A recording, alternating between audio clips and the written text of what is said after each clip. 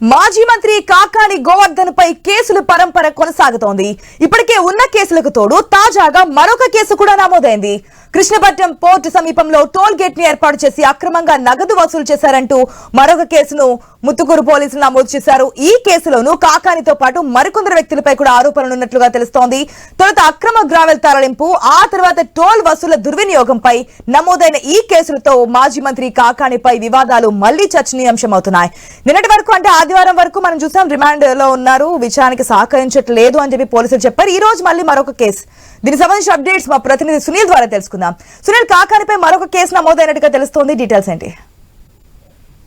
ఆశా, నెల్లూరు జిల్లా వైసీపీ మాజీ మంత్రి, వైసీపీ జిల్లా అధ్యక్షుడు కాకాని గోవర్ధన్ రెడ్డి అక్రమ మైనింగ్ కేసులో ఇప్పటికే రిమాండ్ లో ఉన్న పరిస్థితి అయితే ఉంది. అయితే రిమాండ్ అనంతరం కూడా పోలీసుల తరపున న్యాయవాది అయితే కస్టడీకి కోరాడు. కస్టడీకి కూడా కోర్టు అనుమతితో 3 రోజులు కస్టడీలో ఉంచుకున్న పరిస్థితి అయితే ఉంది. అయితే నిన్న సాయంత్రానికి అయితే కస్టడీ పూర్తయి మళ్ళీ జైలుకు తరలించిన పరిస్థితి అయితే ఉందని చెప్పుకోవచ్చు. అయితే ఈ రోజు సోమవారం కాకానికి సంబంధించిన బెయిల్ పిటిషన్ అయితే విచారణలో ఉన్న పరిస్థితి అయితే ఉంది. ఈ రోజు 10 గంటలకు కూడా కాకాని గోవర్ధన్ రెడ్డి తరఫున లాయర్ అయితే కోర్టుకు హాజరయ్యి బెయిల్ పిటిషన్ పై విచారించే పరిస్థితి అయితే ఉంది. ఇందులో భాగంగా కూడా కాకాని గోవర్ధన్ రెడ్డి తరఫున లాయర్ అయితే ఖచ్చితంగా కాకాని గోవర్ధన్ రెడ్డికి బెయిల్ వస్తుందని కూడా చెప్పిన పరిస్థితి అయితే ఉంది. అయితే ఈ అక్రమ మైనింగ్ కేసుకు సంబంధించి కూడా A1, A2, A3కి కూడా ముందస్తు బెయిల్ ఇచ్చారు. అదేవిధంగా A4 కాకాని గోవర్ధన్ రెడ్డికి ముందస్తు బెయిల్ ఇవ్వలేదు. అదేవిధంగా A5, A6, A7 కూడా ముందస్తు బెయిల్ ఇచ్చిన పరిస్థితి అయితే ఉంది. అయితే ఈ విషయాన్ని దృష్టిలో ఉంచుకొని ఈ రోజు నెల్లూరు 5వ అదనపు జడ్జికి అయితే కూడా బెయిల్ పిటిషన్ పై విచారణ చేయనున్న పరిస్థితి అయితే ఉంది.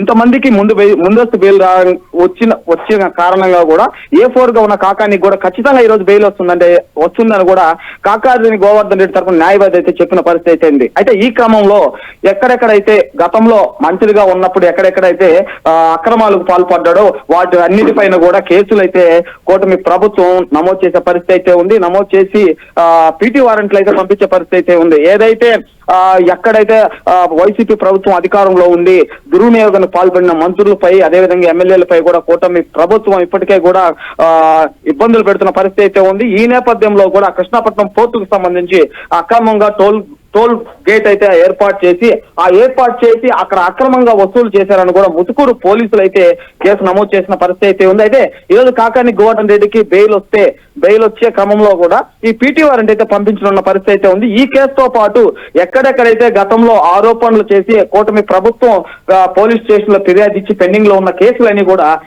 ఈ ప్రస్తుతం అయితే FIR చేసి పీటీ వారెంట్లు మళ్ళీ పంపించే పరిస్థితి అయితే ఉంది. అయితే దీన్ని బట్టి చూస్తుంటే కూడా అక్రమ మైనింగ్ కేసుకు సంబంధించి జైల్లో ఉన్న మాజీ మంత్రి కాకాని గోవర్ధన్ రెడ్డికి అయితే ఇప్పటికే ఈ 3 నెలల లోపు అయితే బెయిల్ వచ్చే పరిస్థితి లేదని కూడా ఇక్కడ కూటమికి సంబంధించిన కొంతమంది నాయకులు అయితే చెప్తున్నారు. అదేవిధంగా వైసీపీకి సంబంధించిన నాయకులు అక్రమ అరెస్ట్ చేశారంటూ ఈ రోజు కాకానికి బెయిల్ వస్తుందని కూడా సంబరాలకు సిద్ధమైన పరిస్థితి అయితే ఉంది. సంబరాలకు సిద్ధమైన వైసీపీ నాయకులకి మళ్ళీ కూడా ఇప్పుడు ట్విస్ట్ ఇచ్చారనే చెప్పుకోవచ్చు. అయితే ఎక్కడైతే అక్రమ కేసుల్లో అప్పట్లో మాజీ మంత్రిపై కేసులు పెట్టినారో ఆ కేసులన్నీ కూడా FIR చేస్తున్నారు. ఇందులో భాగంగానే కృష్ణపట్నం పోలీసులు అయితే ఈ రోజు నిన్న కేసు నమోదు చేశారు. దీనికి సంబంధించి కూడా ఈ రోజు పీటీ వారెంట్ ఉన్న పరిస్థితి ఉంది.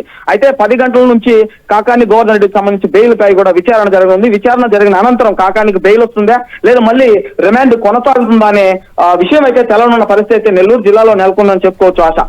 Right Sunil, thanks for the update.